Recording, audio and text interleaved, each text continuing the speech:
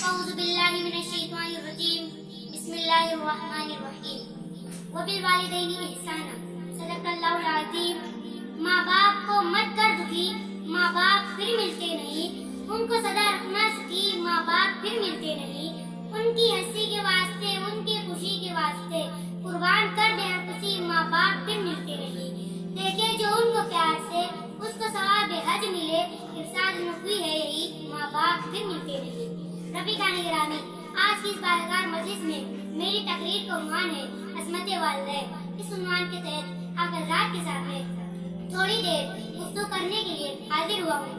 آئیے اس سے قبل ایک مرتبہ آقا انعامدار مدینے کے تاجدار حضور مصطفیٰ محمد مصطفیٰ صلی اللہ علیہ وسلم کی بارگاہ میں جھوم جھوم کر درود السلام کا نذرانہ پیش کرے، بآواز بلند میں پڑھے اللہم صلی علی سیدنا مولانا محمد مبارک وسلم صلاۃ و سلام علیک یا رسول اللہ صلی اللہ علیہ وسلم. عزیزان گرامی، آیت کریمہ میں ماں باپ کے ساتھ سلوک سے پیش آنے کو کہا جا رہا ہے.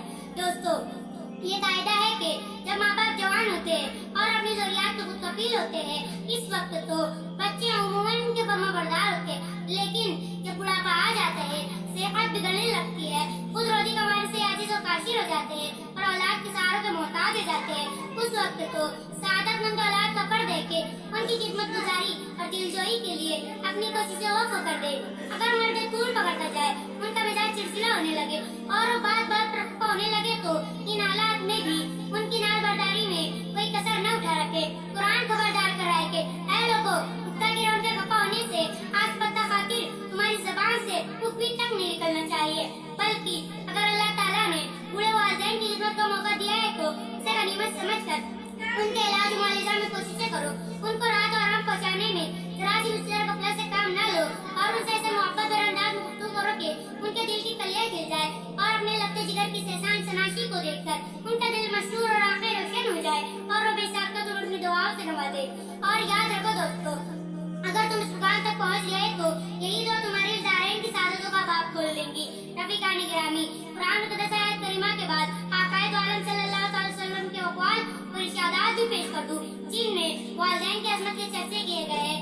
ایک مرتبہ ایک شخص نبی کریم صلی اللہ علیہ وسلم کی بارگاہ میں حاضر ہوا اور دریافت کیا کہ حضور، میرے حسن سلوک کا سب سے زیادہ مستحق کون ہے؟ حضور نے فرمایا تیری ماں. اس نے کہا پھر کون؟ فرمایا تیری ماں. اس نے کہا پھر کون؟ فرمایا تیری ماں. چوتھی مرتبہ اس نے کہا پھر کون؟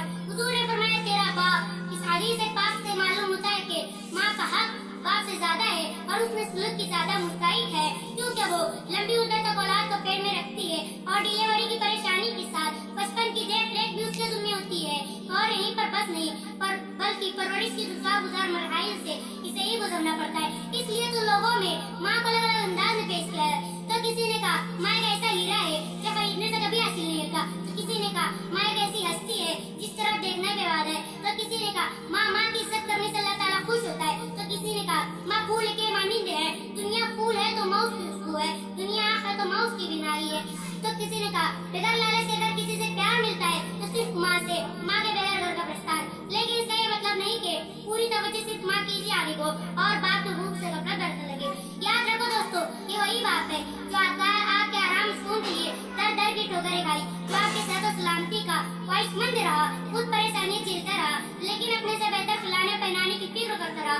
دوستو، والد محترم کی عظمت کے تعلق سے آقا صلی اللہ علیہ وسلم ارشاد فرماتے ہیں کہ الوالد اوسط ابواب الجنہ، باپ جنت کا بہترین دروازہ ہے. لہذا اگر چاہو تو نافرمانی کر کے اسے ضائع کر دو، اگر چاہو تو اطاعت اور فرمانبرداری کر کے اسے محفوظ کر لو. اس طرح ایک جگہ ارشاد فرمایا جس کا مفہوم ہے رب کی رضا باپ کی رضا اور رب کی ناراضگی باپ کی ناراضگی میں.